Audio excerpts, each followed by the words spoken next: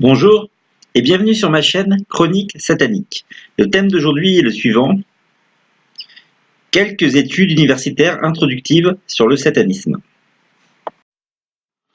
Alors, un premier ouvrage que je pourrais recommander, qui est pour moi peut-être l'introduction la plus accessible au satanisme, est l'ouvrage The Invention of Satanism, qui est écrit par trois universitaires, soit maîtres de conférences, soit professeurs, donc qui sont soit américains, soit scandinaves. Il s'agit donc de John Direndal, de James R. Lewis et de Jesper Ager Peterson.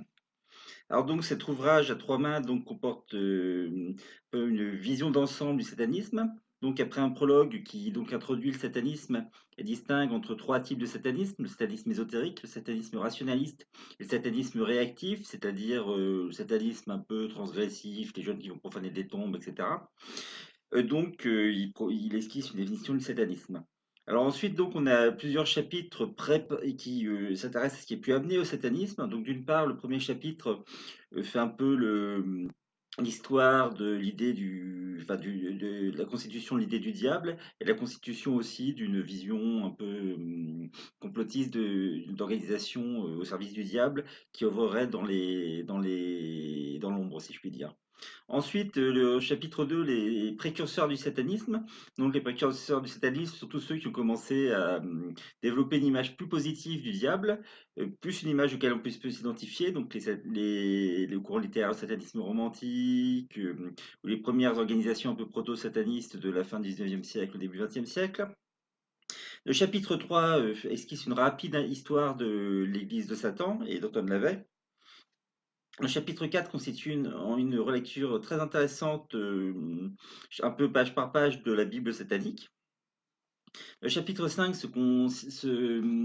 consacre à l'étude de ce qu'on appelle la panique satanique, c'est-à-dire toute la période des années 1980-1990 où la presse américaine, un certain nombre d'organisations ont dénoncé ce qu'ils pensaient être un vaste complot sataniste abusant rituellement d'enfants. Et donc c'est largement révélé être une illusion en fait. Ensuite, et enfin, les derniers chapitres constituent un compte-rendu par James R. Lewis de différentes études statistiques, de différents sondages qu'il a effectués auprès de satanistes entre 2001 et 2011. Donc, il y a trois sondages successifs, et d'où il tire un certain nombre de conclusions concernant leur conception, je sais pas, du bien et du mal, leur vision politique, qui est loin d'être aussi extrême droite que ce qu'on a pu dire à une époque. Dans mon cas, je suis pas du tout, mais vraiment pas du tout extrême droite, qui sont, enfin, leur rapport à la figure de Satan, entité réelle, symbole, force de la nature, etc. Et donc, un certain nombre d'éléments qui sont très intéressants, même s'ils sont malheureusement parfois assez faussés par l'attitude de certaines organisations. Ainsi, pour la troisième enquête de 2011, elle a été boycottée par l'Église de Satan, donc sans surprise, on constate dans le sondage une progression du satanisme théiste, puisque c'est essentiellement eux qui ont répondu finalement. Voilà, donc c'était pour ce premier ouvrage, Invention of Satanism.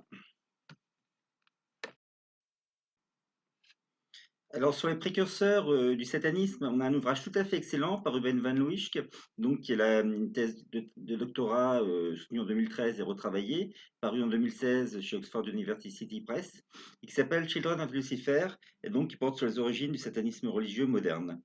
Alors c'est de cet ouvrage donc qui fait cette distinction entre satanisme, notamment d'identification et satanisme d'attribution, que je reprends souvent à mon compte. Donc après avoir présenté ses a priori méthodologiques et avoir défini le satanisme, il va donc présenter donc d'abord le satanisme d'attribution, notamment l'invention chrétienne du satanisme. Comment, étape par étape, je dirais un discours chrétien s'est constitué un ennemi qui serait donc effectivement une religion, le satanisme, qui serait le contraire du christianisme et qui œuvrerait dans l'ombre contre le christianisme. Donc, il souligne qu'il y a très très peu de preuves et même quasiment aucune preuve de l'existence de ce satanisme originaire en quelque sorte. Ensuite, il s'intéresse à la réhabilitation romantique du satanisme, donc à travers notamment le satanisme littéraire romantique. Donc ensuite il continue donc l'exploration de cette, réappropriation au travers de réappropriation de la figure de Satan dans la contre-culture, du 19e siècle, notamment Satan l'anarchiste, effectivement, la revalorisation à travers Satan de 3 idées, 3 revendications qui sont celles du sexe, de plus grande liberté sexuelle, de la science et de la liberté. Et donc il passe ensuite donc à travers, une figure assez de transition qui est Baudelaire, qui par certains aspects, donc dans l'Italie de Satan, par avoir une vision positive de Satan et qui au fur et à mesure de sa vie va avoir une vision, de plus en plus sombre, effectivement de plus en plus traditionnellement catholique de cette figure. Et donc il va passer effectivement au retour en quelque sorte de l'anti-satanisme, au travers d'une part de Huysmans, notamment du fameux roman de Huysmans là-bas, qui comporte une vision très marquante des messes noires, qui constitue vraiment une remise à jour de la conception, on va dire, vraiment chrétienne du satanisme. Et ensuite, au travers de l'antimaçonnisme, notamment catholique au 19e siècle, qui va effectivement, notamment à travers le scandale, l'affaire Le Haut-Taxil, donc qui était en fait une supercherie, va effectivement essayer de théoriser l'existence d'un satanisme un peu enfin, d'un luciférisme notamment qui serait à l'œuvre de façon cachée dans la franc-maçonnerie et qui contribuerait à tenter d'abattre la société catholique traditionnelle. Donc, effectivement, ça nous amène effectivement aux premières organisations au XXe siècle proto-sataniste. Donc, effectivement, l'inspiration d'Alistair Crowley qui n'était pourtant pas sataniste, et effectivement un certain nombre de réappropriation, soit de la figure du diable, soit de la magie noire, soit enfin, d'une certaine vision positive de la figure de Satan. Ensuite, un chapitre sur les débuts de l'Église de Satan, donc sur la panique satanique, sur toute la partie, on va dire, pré-internet, pré-année 1990 du satanisme. Et ensuite, un très rapide survol, trop rapide survol de la prolifération d'organisations satanistes au travers Internet, du black metal, traité en 2 pages, qui malheureusement va du sous satisfaisant, et d'organisations très récentes. Alors donc, cet ouvrage vaut beaucoup mieux pour son analyse de ce qui s'est passé avant le satanisme lui-même, de tout ce qui a pu y mener, de comment lentement, d'une part, la figure du satanisme a été développée dans une conception, je de dénonciation par des auteurs chrétiens, puis réappropriée soit par les romantiques, soit par un certain nombre d'individus, souvent de gauche au XIXe siècle, souvent plus à droite au XXe siècle. Et donc, effectivement, ensuite, un très rapide survol du satanisme contemporain, qui n'est pas forcément la meilleure partie de l'ouvrage. Par contre, la première partie est vraiment excellente et vraiment à lire.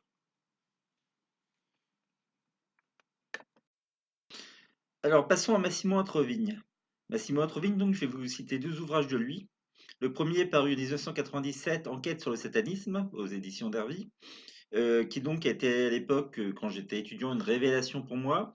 Ça m'a complètement arraché à l'image, effectivement, un peu hollywoodienne d'un satanisme qui sacrifie les vierges dans l'obscurité et tout. Il m'a donné une vision vraiment précise et une attention à ce que peut être la réalité du satanisme, indépendamment je dirais, de la construction chrétienne d'un satanisme d'attribution ou enfin, un peu toutes les images, je dirais, un peu liées à des représentations dans des œuvres de fiction qu'on a un peu tous sur le satanisme. Alors, donc évidemment, cet ouvrage date de 1997, donc juste au moment où il avait décédé. Je crois même que c'était un peu avant sa mort. C'est avant effectivement l'explosion d'Internet et que la prolifération et l'apparition de nouveaux mouvements que ça a permis. Et donc, c'est un peu vieilli. Alors, il a réactualisé son livre, très largement réactualisé, en 2016, donc avec l'apparition aux éditions Brill en anglais, par contre, du coup, de Satanism Social History. Et donc, c'est un ouvrage qui a le mérite d'être beaucoup, beaucoup, beaucoup plus développé que celui de Ruben von Lischk ou de celui de The Invention of Satanism sur le satanisme, on va dire post-laveyen, c'est-à-dire surtout bon, sur le black metal, surtout les petits mouvements théistes qui sont développés via notamment Internet, comme et voilà, un certain nombre bon, malheureusement, des mouvements comme Joy Satan ou l'Ordre des Neuf Anges, mais aussi tout, tout, tous les schismes qui ont succédé à la mort de Lavey dans l'église de Satan, sur effectivement des satanistes un peu plus gauchisants comme The Satanic Reds. Enfin, donc, là-dessus, cet ouvrage est précieux.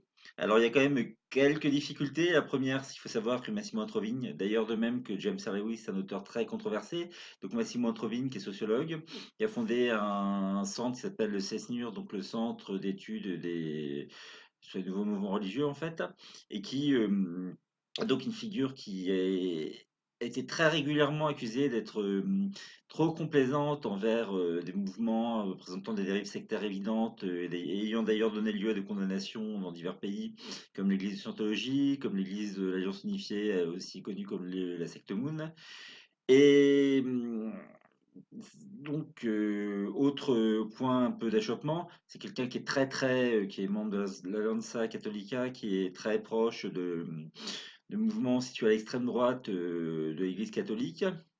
Et donc, même si d'un certain côté, c'est tout à son honneur du coup d'avoir été le pionnier dans une présentation, on va dire, quand même assez objective et assez honnête du satanisme, c'est gênant quand même dans certains chapitres, notamment le chapitre sur l'affaire Taxil. On a l'impression qu'il essaie, tout en reconnaissant que c'était une supercherie, de sauver l'antimaçonnisme catholique.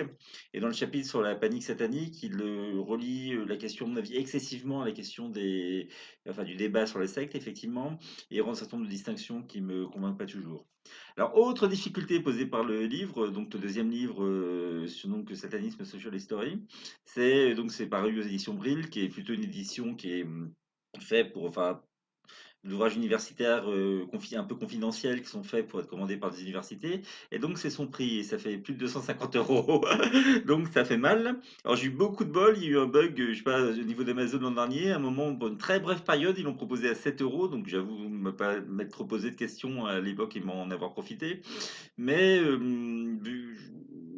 vu que c'est rapidement revenu au prix d'origine, je pense qu'ils n'avaient pas dû trop mettre au courant l'éditeur et l'auteur.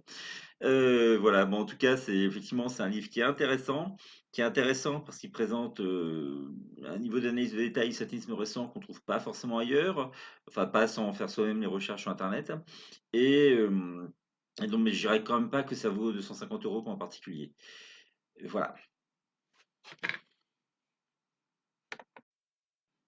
Alors, un autre ouvrage très intéressant, là encore une thèse de doctorat à retravailler, donc qui est paru là encore chez Oxford University Press en 2017.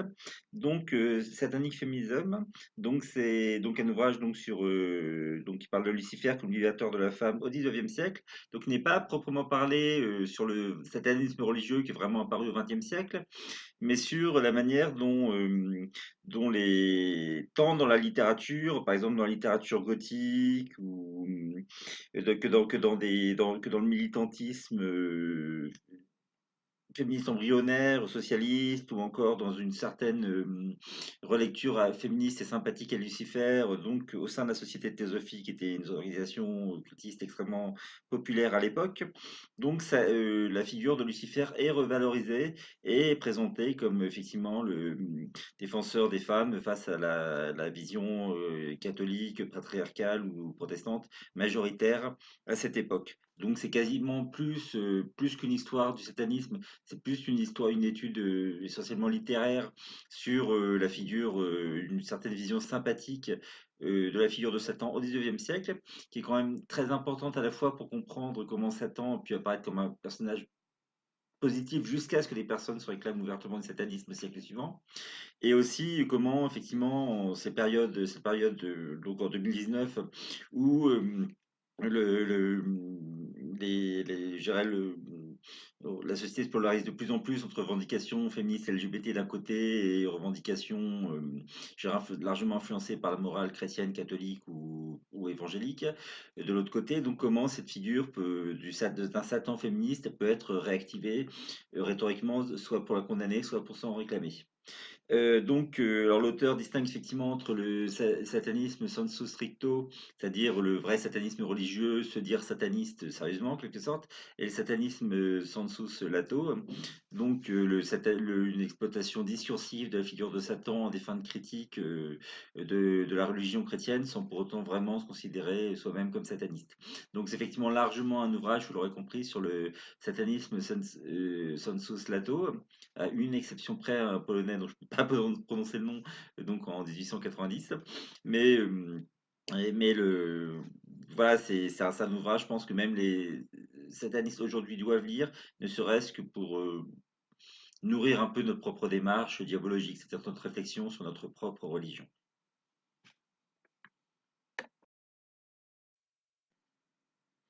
Et pour finir, un petit ouvrage collectif pour la route. The Devil's Party, Satanism in Modernity, oui, c'est mon anglais laisse à désirer, édité chez Oxford Unitive Press. Quelle surprise! Non, je n'ai pas d'action dans cette maison d'édition. Donc, c'est dirigé par Per Faxneld et Jesper Peterson, que nous avons croisés dans de précédents ouvrages. Donc, c'est un ouvrage qui date de 2011. Et donc, enfin 2013 en fait, quoi, je crois que c'était une conférence qui a eu lieu en 2011-2012. Et donc, passé l'introduction traditionnelle, donc quatre parties. Une première partie donc sur une thématique qu'on trouve sur le précurseur, le proto-satanisme, etc. Donc, une partie sur des courants, enfin, de la Suède, un peu lointaine, ancienne. J'ai un peu oublié le siècle qui était traité, mais c'est avant le 19e siècle en tout cas. Donc ensuite, la thématique, là encore, Ruben von Loïc, sur comment la contre-culture du 19e siècle a ressuscité, valorisé la figure de Lucifer à partir du triptyque sexe, science, liberté. Et ensuite, donc, Per Faxnel, donc, sur le fameux polonais dont le nom de famille est complètement imprononçable pour moi, donc, qui a lié effectivement une revendication vraiment authentiquement sataniste à une thématique plus ou moins féministe. Ensuite, donc, une deuxième partie plus centrée sur Antoine Lavey et l'Église de Satan. Donc, un texte de d'Amine Nalap, qui est elle-même une ancienne membre de l'Église de Satan, donc qui relie le satanisme de Lavey au courant de développement personnel, un peu de New Age, etc. Ensuite, une relecture par John Gallagher du livre, notamment du premier livre de la Bible satanique, qui est d'ailleurs un plagiat à un ouvrage du 19e siècle qui, Mike Thézarite, qui donc était très, très, très, très, malheureusement antisémite, raciste, sexiste, etc., en montrant combien l'avait a délibérément euphémisé cet ouvrage et les citations, en tout cas qu'il a repris cet ouvrage, et les a expurgées de leur dimension raciste, antisémite, etc. Bon, même si lui-même est sexiste aussi, même si la Bible satanique est malheureusement aussi très sexiste.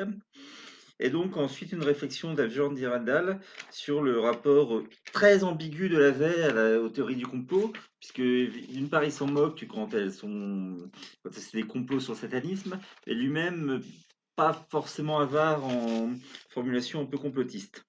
Ensuite, l'héritage de Lavey, troisième partie, le milieu satanique aujourd'hui. Donc là encore trois articles. Un de James Lewis reprend un peu les enquêtes qui sont aussi présentes dans l'ouvrage dont je parlais tout à l'heure, The Invention of Satanism. Une réflexion très intéressante de Jesper Peterson sur la transgression dans le satanisme moderne d'un point de vue laveyen. Et enfin, une réflexion, enfin un texte sur le satanisme polonais. Enfin, particulièrement intéressante la quatrième partie. D'une part, un texte de Kenneth Granholm, qui est un peu un spécialiste de Dragon Rouge, donc, auquel est lié le groupe de métal symphonique Therion. Et donc, d'une part, sur la définition du satanisme, il s'interroge un peu sur la pertinence du mot satanisme et s'interroge sur les organisations à la marge, soit qui sont proches thématiquement du satanisme, mais en se définissant comme non-satanisme, comme Dragon Rouge, ou qui sont partis du satanisme comme le Temple de Seth pour aboutir à une vision plus néo-païenne. Et donc, ensuite, il développe plus précisément une introduction au Temple de Seth. Ensuite, donc sur un courant qui est assez populaire aujourd'hui, donc beaucoup de satanistes se retrouvent, mais qui a été très peu étudié, la sorcellerie, luciférienne, donc au confluent entre une version un peu dark de la Wicca et le satanisme, donc avec des figures, bon, le plus connu est aujourd'hui est Michael Ford, mais il y en a d'autres, sont d'avant. Et enfin, un texte extrêmement important sur une organisation malheureusement influente, qui est aussi extrêmement flippante, comme titre du chapitre en témoigne, qui est l'Ordre des Neuf Angles. Donc le titre, c'est une entité secrète dans la tradition sinistre, l'ésotérisme politique et la convergence de l'islam radical, du satanisme et du national-socialisme dans l'Ordre des Neuf Angles. Donc oui, c'est très flippant, mais c'est aussi un excellent article qui est en fait adapté d'un mémoire de master et qui est en sciences politiques et qui est vraiment à lire. Voilà, donc c'était la dernière fois que je présentais, il y en a beaucoup d'autres. Enfin, pas beaucoup d'autres déjà, mais il y en a d'autres en tout cas. Et, et donc, pour que vous puissiez donc vous procurer ces ouvrages, vous les regarder d'un peu plus près.